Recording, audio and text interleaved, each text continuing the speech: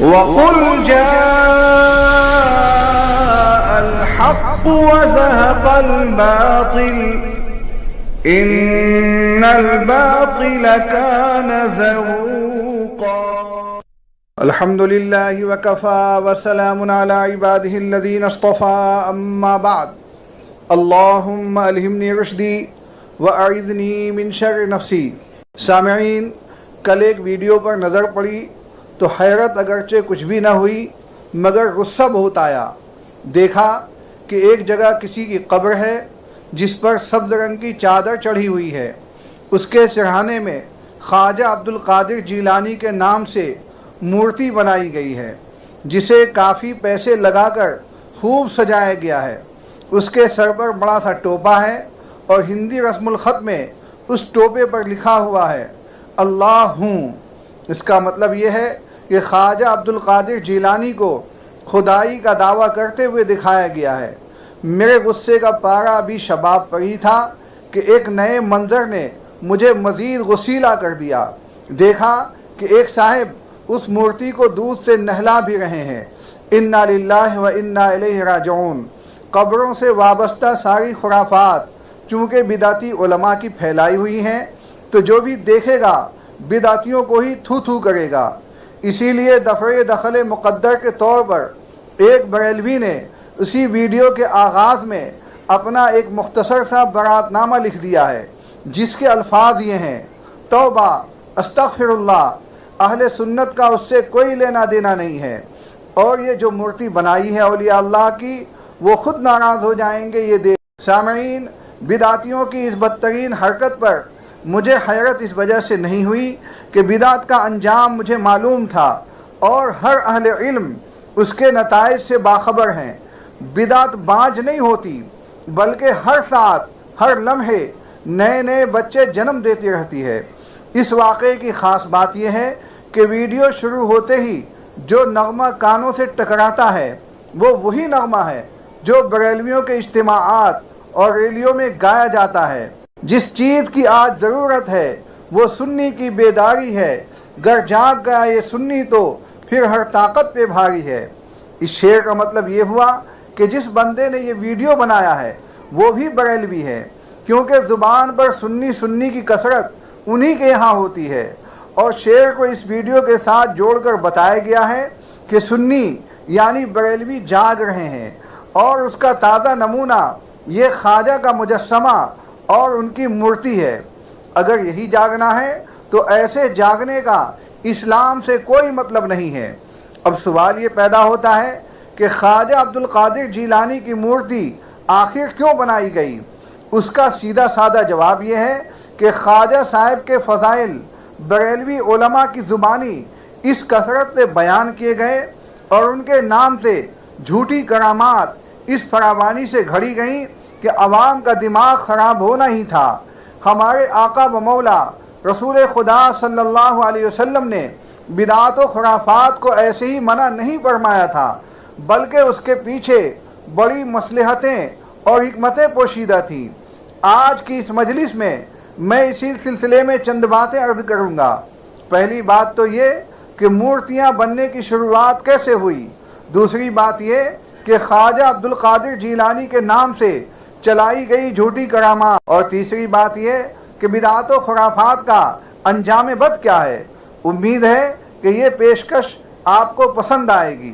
سامعین، انڈین بدعتی مزاروں پر سجدے پہلے سے ہی کر رہے تھے. بہت سے بدعتی مزار میں لیٹے ہوئے پیر کو اللہ بھی سمجھ رہے تھے اور اپنی مشکلات و حاجات انہی کے سامنے بیان کرتے تھے. اب پیر صاحب کا پتلا اور بت بھی بنایا جانے لگا. خواجہ عبدالقادر جیلانی کا بت بنا لیا اور اسے دودھ سے نہایا جا رہا ہے. کل کو پوجا کے نئے نئے انداز بھی شروع ہو جائیں گے. گویا پڑی مورتی کی پوجا پہلے سے ہی چل رہی تھی، اب کھڑی مورتی کی پوجا بھی شروع کر دی گئی. انا للہ و انا الیہ راجعون. غلو اور مبالغہ کسی بھی مسئلے سے وابستہ ہو اپنے ساتھ لاتعداد تباہی اور بربادی لاتا ہے.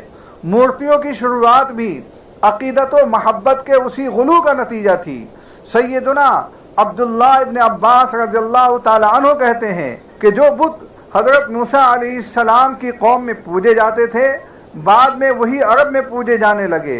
ود دومت الجندل میں بنی کلب کا بت تھا، سواع بنی حذیل کا، یغوث بنی مراد کا، اور مراد کی شاخ بنی غطیف کا جو وادی اجوب میں قوم سبا کے پاس رہتے تھے۔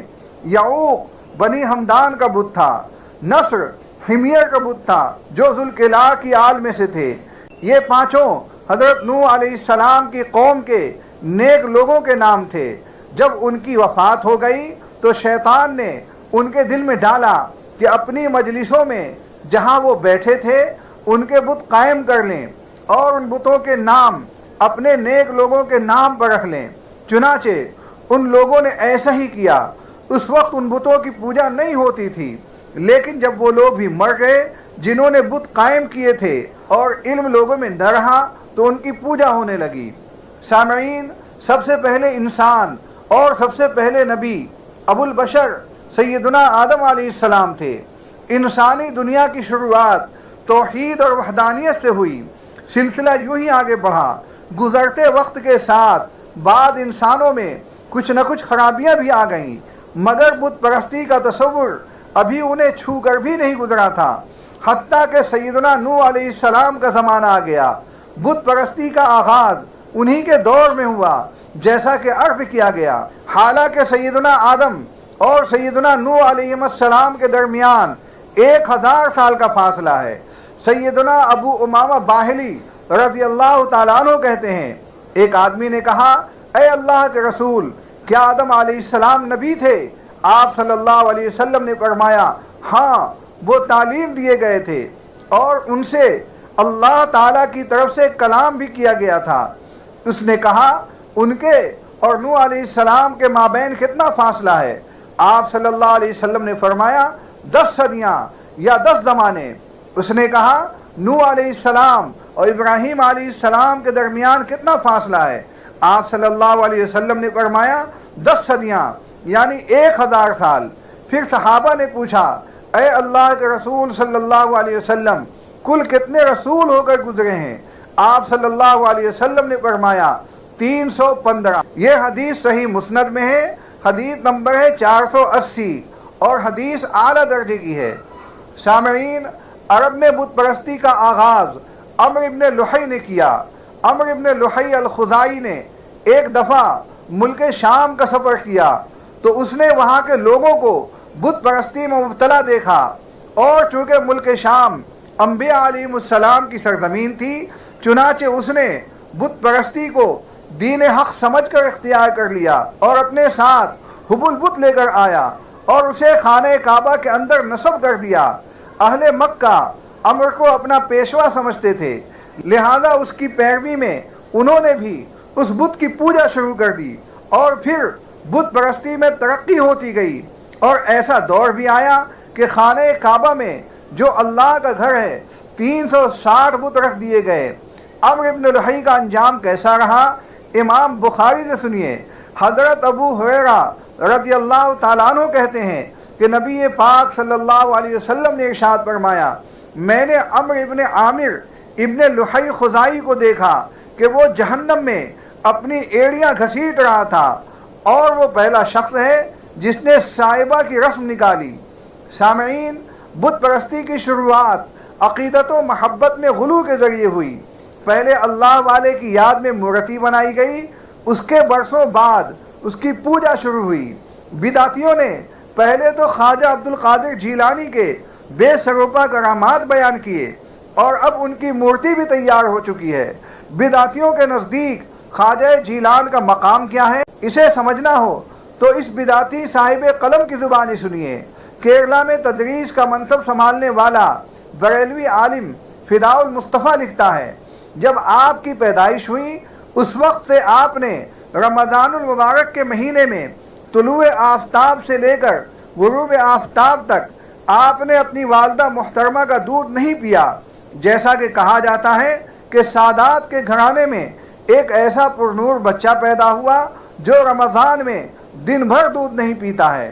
غوث اعظم دستگیر رحمۃ اللہ علیہ کو رب العزت نے ماں کے پیٹ سے ہی حافظ قرآن اور تمام تر علم و فن کا ایک بڑا اور جدید عالم بنا کر بھیجا تھا۔ اسی وجہ سے آپ کی ولادت سے قبل آپ کے کشف و کرامات کا ظہور ہونے لگا تھا۔ 40 سال تک عشاء کے وضو سے صبح کی نماز ادا فرماتے رہے اور سر تکیہ پر نہ رکھا۔ 15 سال اسی عالم میں گزرے کہ تمام شب ایک پاؤں پر کھڑے ہو کر نماز پڑھتے رہے، ایک ایک رکعت میں ایک ایک قرآن شریف ختم کیا کرتے تھے۔ ایک مرتبہ کا واقعہ ہے کہ ایک حسین و جمیل عورت آپ کی مریدہ تھی۔ مریدہ ہونے سے پہلے اس پر ایک بدکار شخص عاشق تھا۔ تحصیل بیعت کے بعد وہ عورت قضائے حاجت کے لیے پہاڑ کی طرف روانہ ہوتی ہے تو اس وقت بدکار شخص کو اس کا علم ہوا تو وہ اس پاک دامن عورت کا پیچھا کیا اور اس کے دامن عصمت کو داغدار کرنا چاہا۔ جب اس عورت کو چھٹکارے کی کوئی صورت نظر نہیں آئی تو اس نے سرکار غوث اعظم کا نام لینا شروع کر دیا اور کہنے لگی، الغیاث یا غوث اعظم دستگیر، الغیاث یا شیخ محی الدین، یا غیاث عبد القادر جیلانی۔ اس وقت سرکار غوث اعظم اپنے مدرسے میں وضو فرما رہے تھے اور آپ کے پاؤں میں لکڑی کے 2 نالین تھے۔ آپ نے اسے اتارا اور غار کی طرف پھینک دیا۔ فاسق کے مراد کے حصول کے پہلے دونوں نالین پاک اس کے سر پر جا پہنچے اور اس کے سر پر مارنے لگے یہاں تک کہ وہ ختم ہو گیا۔ عورت نالین مبارک لیے غوث اعظم کی بارگاہ میں حاضر ہوتی ہے اور تمام حاضرین کے سامنے اپنی پوری کیفیت بیان کرتی ہے تو پتہ چلا کہ غوث اعظم دستگیر نے کس طریقے سے اپنی مریدہ کی امداد کی۔ سامعین، خواجہ عبد القادر جیلانی بدعتیوں کے نزدیک اللہ تعالیٰ سے کم نہیں ہے۔ نئے چاند کو نکلنا ہو تو خواجہ عبد القادر سے پوچھتا ہے کہ 29 کو نکلنا ہے یا 30 کو، پھر خواجہ عبد القادر جیلانی کے حکم کے مطابق 29 یا 30 کو طلوع ہوتا ہے۔ خواجہ صاحب بچپن میں کھیلتے کھیلتے سورج کے پیچھے چھپ جاتے تھے۔ بریلوی لکھتا ہے، ایک بار سرکار بغداد حضور سیدنا غوث پاک رحمۃ اللہ علیہ دریا کی طرف تشریف لے گئے۔ وہاں ایک 90 سال کی بڑھیا کو دیکھا جو زار و قطار ہو رہی تھی۔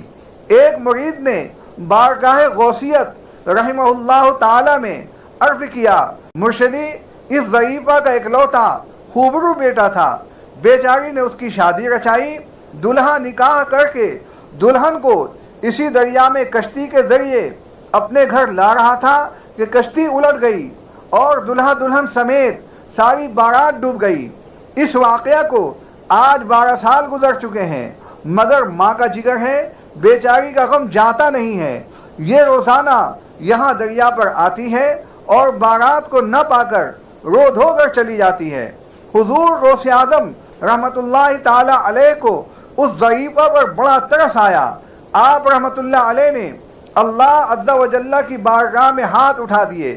چند منٹ تک کچھ ظہور نہ ہوا، بےتاب ہو کر بارگاہ الہی عز و جل میں عرض کی، یا اللہ عز و جل، اس قدر تاخیر کی کیا وجہ ہے؟ ارشاد ہوا، اے میرے پیارے، یہ تاخیر خلاف تقدیر نہیں ہے، ہم چاہتے تو ایک حکم کن سے تمام زمین و آسمان پیدا کر دیتے، مگر بمقتضائے حکمت 6 دن میں پیدا کیے۔ بارات کو ڈوبے ہوئے 12 سال ہو چکے ہیں، اب نہ وہ کشتی باقی رہی ہے نہ ہی اس کی کوئی سواری۔ تمام انسانوں کا گوشت وغیرہ بھی دریائی جانور کھا چکے ہیں۔ ریزہ ریزہ کو اجزائے جسم میں اکٹھا کروا کر دوبارہ زندگی کے مرحلے میں داخل کر دیا ہے۔ اب ان کی آمد کا وقت ہے۔ ابھی یہ کلام اختتام کو بھی نہ پہنچا تھا کہ یکایک وہ کشتی اپنے تمام تر ساز و سامان کے ساتھ بما دلہا دلہن وہ باراتی سطح آب پر نمودار ہو گئی اور چند ہی لمحوں میں کنارے آ لگی۔ تمام باراتی سرکار بغداد رحمہ اللہ تعالی سے دعائیں لے کر خوشی خوشی اپنے گھر پہنچے۔ اس کرامت کو سن کر بے شمار کفار نے آ کر سیدنا غوث اعظم رحمۃ اللہ علیہ کے دست حق پرست پر اسلام قبول کیا۔ اس کرامت کی تصدیق کرتے ہوئے بانی بریلویت احمد رضا خان بریلوی کہتے ہیں، اگرچہ یہ روایت نظر سے نہیں گزری مگر زبان پر مشہور ہے اور اس میں کوئی امر خلاف شرع نہیں، اس کا انکار نہ کیا جائے۔ فتاوی رضویہ 30 جلدوں والی جلد نمبر 29 نمبر 628 تا صفحہ نمبر 629، مکتبہ رضا فاؤنڈیشن لاہور۔ سامعین، خواجہ جیلان کی کرامت یہ بھی کافی مشہور ہے کہ جب ان کے مرید کی روح فرشتہ قبض کر کے روانہ ہوا، شیخ نے فرشتے سے راہ میں مل کر کہا کہ میرے مرید کی روح دے دے۔ فرشتے نے کہا یہ امر میں نے بحکم ربی کیا ہے، اگر تم کو دے دینے کا حکم ہوتا تو میں بلا شبہ دیتا۔ جب فرشتے نے انکار کیا تو شیخ نے ارواح کی زنبیل فرشتوں سے چھین لی۔ جب فرشتہ اللہ کے پاس ملول آیا تو خدا تعالی نے فرمایا کہ اے ملک الموت، آج تیری محنت ضائع ہوئی، تو نے ایک روح اس کے مرید کی دے دی ہوتی، وہ تو اگر میری خدائی بھی بخش دے تو مجھ کو کیا انکار ہو سکتا ہے، الیاذ باللہ۔ سامعین، انہی جیسے خرافات سے بچنے کے لیے ہمارے آقا و مولا پیغمبر انقلاب صلی اللہ علیہ وسلم نے بدعات سے منع فرمایا تھا اور کہا تھا من احدث فی امرنا ھذا ما لیس منہ فہو رد۔ بدعت اصطلاحی کی تمام قسمیں حرام ہیں، خواہ وہ بدعات حسنہ کے قبیل کی ہوں یا ان کا تعلق برائی اور سیئہ سے ہو۔ فرمایا کل بدعت ضلالہ وکل ضلالۃ فی النار۔ بدعت کوئی بھی ہو اس کی انتہا نہیں ہوتی، جیسے زنا کے ابتدائی مراحل ولد الحرام تک لے جاتے ہیں، اسی طرح بدعات کی ابتدائی منزلیں شرک اور بت پرستی تک پہنچا دیتی ہیں۔ بدعات کی خرابی جاننی ہو تو پاکستان کے اردو صحافی احمد حاتم صدیقی کا بیان کرتے یہ واقعہ سنیے، بڑا ہی دلچسپ ہے۔ وہ لکھتے ہیں، کہتے ہیں کہ کسی دور افتادہ دیہات میں ایک معزز مہمان آیا، بڑی آؤ بھگت ہوئی، گاؤں کا گاؤں اس کے سامنے بچھا جا رہا تھا۔ کھانے کا وقت آیا تو انواع و اقسام کی نعمتیں اس کے سامنے دسترخوان پر لا کر چن دی گئیں، ساتھ ہی ایک بڑی سی سینی میں ایک لمبا سا اور موٹا سا ڈنڈا بھی لا کر رکھ دیا گیا۔ مہمان نعمتیں دیکھ کر تو خوش ہوا مگر ڈنڈا دیکھ کر ڈر گیا۔ سہمے ہوئے لہجے میں پوچھا آپ لوگ یہ ڈنڈا کس لیے لائے ہیں؟ میزبانوں نے کہا بس یہ ہماری روایت ہے، بزرگوں کے زمانے سے چلی آ رہی ہے، مہمان آتا ہے تو اس کے آگے کھانے کے ساتھ ڈنڈا بھی رکھ دیتے ہیں۔ مہمان کی تسلی نہ ہوئی، اسے خوف ہوا کہ کہیں یہ تمام ضیافت کے بعد ڈنڈے سے نہ ضیافت کی جاتی ہو۔ اس نے پھر تفتیش کی، پھر بھی اس کا کچھ تو مقصد ہوگا، کچھ تو استعمال ہوگا، آخر صرف مہمان کے آگے ہی ڈنڈا کیوں رکھا جاتا ہے؟ میزبانوں میں سے ایک نے کہا اے معزز مہمان، ہمیں نہ مقصد معلوم ہے نہ استعمال، بس یہ بزرگوں سے چلی آنے والی ایک رسم ہے، آپ بے خطر کھانا کھائیے۔ مہمان نے دل میں سوچا بے خطر کیسے کھاؤں، خطرہ تو سامنے ہی رکھا ہوا ہے۔ پھر اس نے اعلان کر دیا جب تک آپ لوگ نہیں بتائیں گے کہ آپ کے یہاں بزرگوں کے زمانے سے مہمان کے دسترخوان پر ڈنڈا کیوں رکھا جاتا ہے، کیڑے کو پتھر میں رزق پہنچانے والے کی قسم میں آپ کا ایک لقمہ بھی نہیں کھاؤں گا۔ اب تو پورے گاؤں میں کھلبلی مچ گئی کہ مہمان نے کھانے سے انکار کر دیا ہے۔ گاؤں کے ایک بزرگ بلائے گئے، انہوں نے سارا ماجرا سنا اور دسترخوان پر رکھا ہوا ڈنڈا دیکھا تو برس پڑے، ارے کمبختو، تم نے اتنا بڑا ڈنڈا لا کر رکھ دیا، اسے کم کرو۔ ہمارے بزرگ مہمان کے سامنے اتنا بڑا ڈنڈا نہیں رکھتے تھے۔ ڈنڈا فلفور آری سے کاٹ کر 2-3 فٹ کم کر دیا گیا، مگر مہمان پھر بھی مطمئن نہیں تھا، اسے اپنے سوال کا جواب درکار تھا۔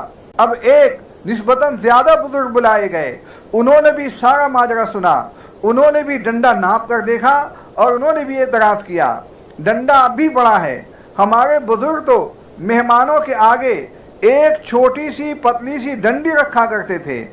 مذکورہ بزرگ کے کہنے پر باقی مادہ ڈنڈا کاٹ کر اور چھیل کر ایک چھوٹی سی ڈنڈی بنا دیا گیا، گو کہ اب ڈنڈے کا سائز اور جسامت خطرے سے باہر ہو گئی تھی، مگر مہمان کا تجسس باقی تھا۔ اب تک آنے والے بزرگوں نے صرف سائز اور خطرات ہی کم کیے تھے، اس کا استعمال اور اس کا مقصد کوئی نہ بتا سکا تھا۔ مہمان اب بھی کھانا زہر مار کرنے پر بھی تیار نہ ہوا۔ اب ڈھونڈ ڈھانڈ کر گاؤں کا ایک ایسا بزرگ ڈھونڈ کر ڈولی کر کے لایا گیا جس کے سر کے بال ہی نہیں بھویں تک سفید ہو چکی تھی۔ محتاط سے محتاط اندازے کے مطابق بھی बुजुर्ग की उम्र 99 साल से कम न होगी, सुझाई भी कम देता था। जब उन्हें डंडे की शक्ल सूरत और उसका साइज तफसील से बताया गया तो वो भड़क कर अपनी लाठी ढूंढने लगे।